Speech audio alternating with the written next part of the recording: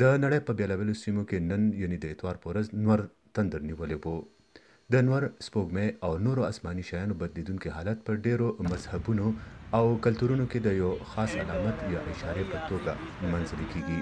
څوک د شکر دعاګانې کوي، نو څوک توبې وباسي. د فلکیاتو ماهران د دې خپل وضاحت کوي.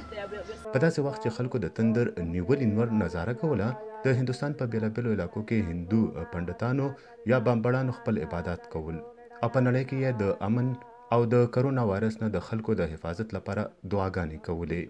د هندوستان په ځینو ښارونو کې د نور د تندر نیولو نه 12 ساعته یا ګنټې وړاندې مندرونه بند کړل شوي وو. د هندو عقیدې مطابق د تندر نیولو په وخت د آسماني شیان لکه نور او سپوږمۍ منفي انرژي خوروي. په مندرونو کې عبادت ګزارو باندې د قدرت رحمت یا مثبت انرژي وریږي.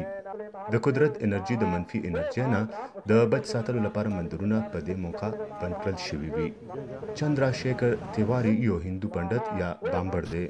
सूदक के समय में व्यक्ति को जितना भी समय रहता है भगवान के भजन और पूजन में व्यतीत करना चाहिए. د تندر نه 12 ګنټې وړاندې وخت چې دوی ورته سوتک وای، په دې وخت کې خلک دعاګانې او د خدای د تعریف نغمې وای، او کم وخت چې تندر ختم شي نو بیا لامبا وکړي او خیرات ورکړي، او د خیرات نه پس یو وار بیا خلک ولامبي او د خپلو غوښتنو او د نجات لپاره په عباداتو کې مشغول شي. धर्म करके स्नान ध्यान करना चाहिए.